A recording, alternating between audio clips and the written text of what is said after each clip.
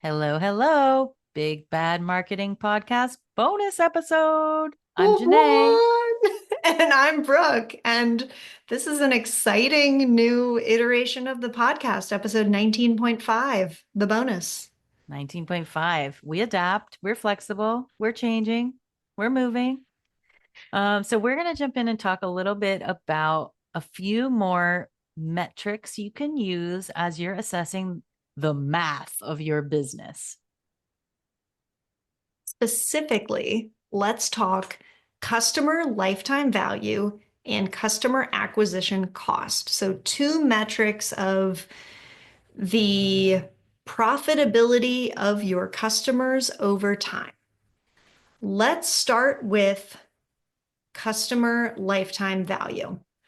The calculation for this is going to be the average purchase value times the amount of time someone makes a purchase from you times the customer lifespan. Going back to our example from episode 19 of our t-shirt business, say your average customer buys two t-shirts, so $40 because you charge $20 each, and they purchase from you three times over the 1 year that is the lifespan of your average customer. So that means that your customer is worth $40, your average purchase value, times the three times they purchase from you, times one for the 1 year they're a customer for a total lifetime value of $120. That track? Makes sense. But can you rewind and tell us what does it mean to measure this? Why would this customer lifetime value be important or relevant for a business owner?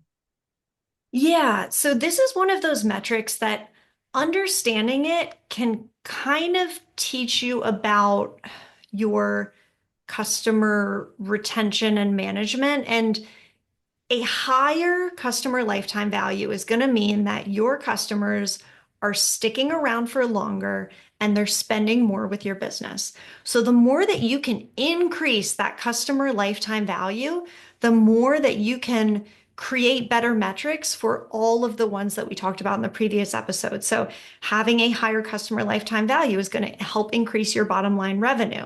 Customers that stick around for longer are also going to help you manage higher profits and higher profit margins over time and increase your cash flow. So really understanding how long customers are sticking around is a great metric to know. And then similarly, if you have a really low customer lifetime value, then you can look at strategies to sort of build that up and increase the customer lifetime value over time.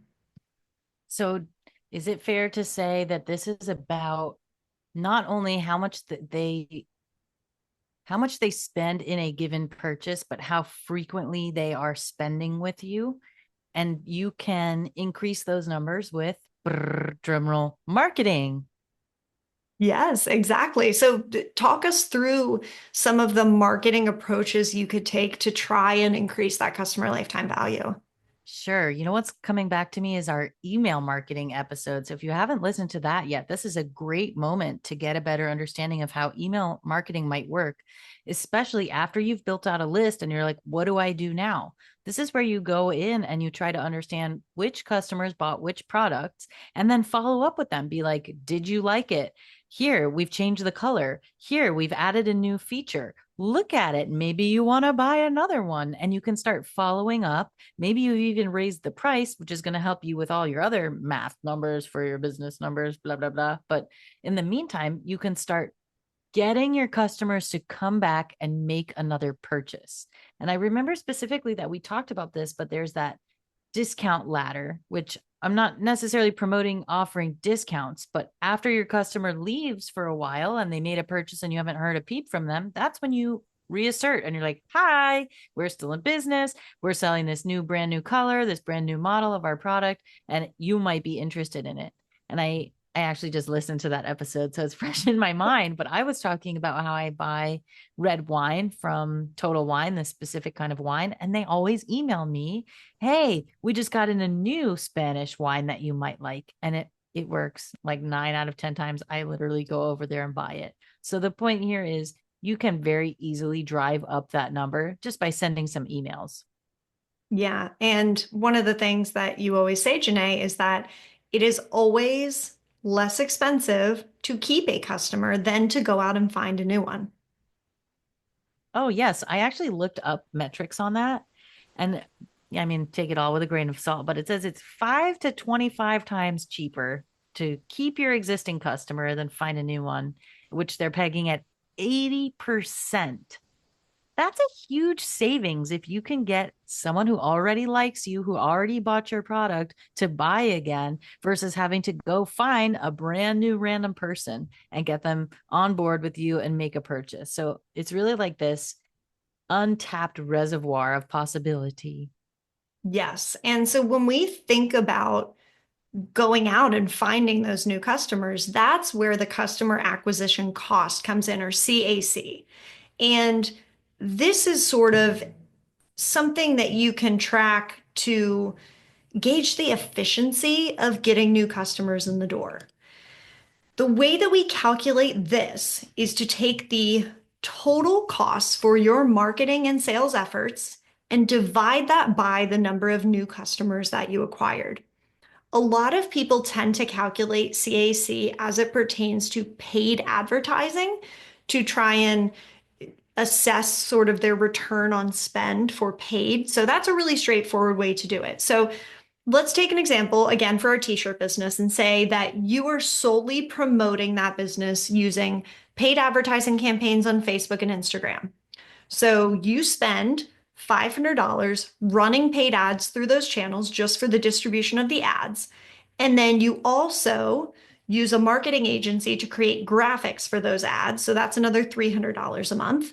And then you also use your email marketing service to, do the marketing side of that for your customer acquisition. So that brings those all-in costs to $820 a month. If you acquire 10 new customers, people who convert from those ads in any given month, that means your customer acquisition cost is $82. Now that might So, sound so in basic terms, you're saying you spent approximately $82 to get that one customer in the door. exactly. Okay. And when we think about a $20 product, that probably seems a little bit high, and Whew. it is. And one of the things that we want to be able to do is track that customer acquisition cost against that customer lifetime value. And so in this case, our customer lifetime value is $120.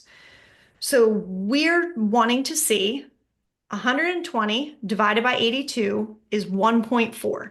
So that means that we are spending roughly, am I thinking about this in the right direction? Spending 1.4 times to Yes. acquire. Okay.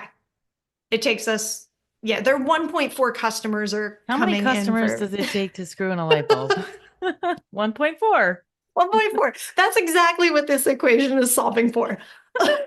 So ultimately, what we are trying to hit is 3 times.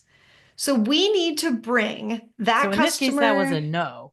Yeah, so We got a 1.4 is, 1.4 times. yes, We're and we halfway want it there, to almost. be almost exactly. And we want it to be at least 3 times. That's sort of the general recommendation for the difference between customer acquisition costs and customer lifetime value.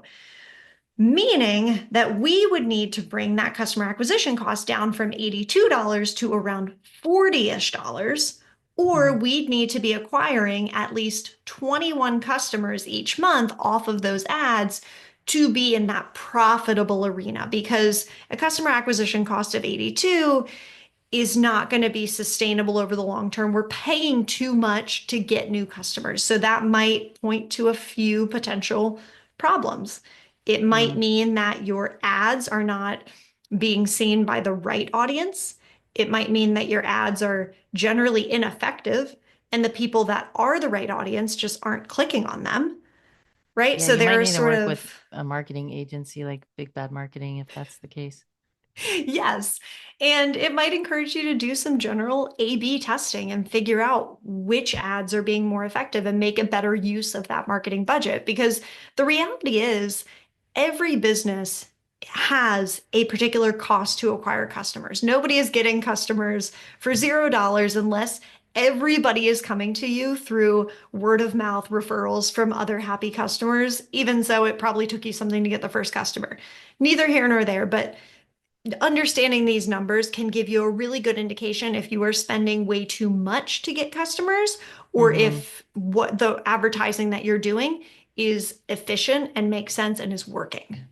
Sure. I was going to say it kind of boils down to like, is it worthwhile? And while I think this 3 times the amount is a ballpark and it's a general best practice, your unique industry, service, product, and price point, it could vary. So if you have a product or service that's got a really low price, like dollar for dollar, you might want to drop that number down. And it's okay if you're spending a little more to get them, but then they're spending more once they get in the door versus if I'm thinking of like if you re-roof houses, for example, your customer lifetime value, like how often in a lifetime is somebody going to do that?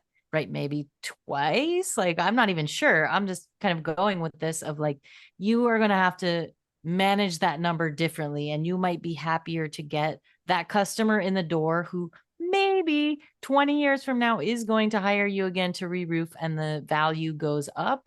But in the meantime, it's still worth the investment to get the customer in the door today.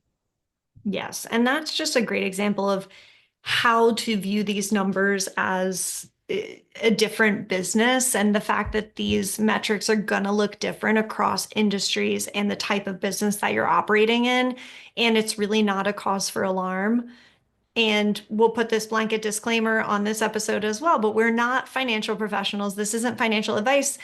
But if you find yourself a great CPA or bookkeeper or financial professional, they can help you understand if the math is mathing and And to make sure that these numbers make sense for you. they might use less air quotes than we use Quite possibly. finger quotes. If they're like, no, this Lots. is this is real. We can end on the let's crunch the numbers. And then you push the button on the calculator and you say crunch. I don't know what that is. He's like, it's from the office episode. And he's like, well, crunch the numbers again. And the accountant literally just pushes the button and says, crunch. I okay. You office people are a whole different breed, and I Bonus apologize. episode. I apologize to anyone who is like a huge Office fan. Obviously, go talk to Janae. Don't come talk to me because that is totally not my cup of tea. I don't get Yeah. it. The other one around this topic is okay, explain it to me like I'm 10. And then Oscar explains the whole accounting situation to a child. And then he's like, okay, explain it to me like I'm 5. Like get it even more simple. So I think that's a good explanation of us. I'm like, what is the math thing here? And then you explain it very well and articulately. And I'm like, huh? I love it.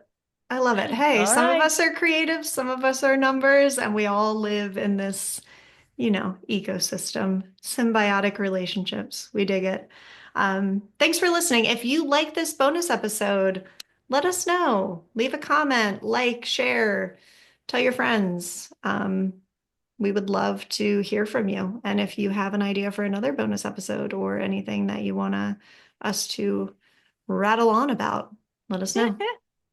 More office quotes. Hey, you might actually get a lot for that. All right. Mm, Thanks for listening. thanks.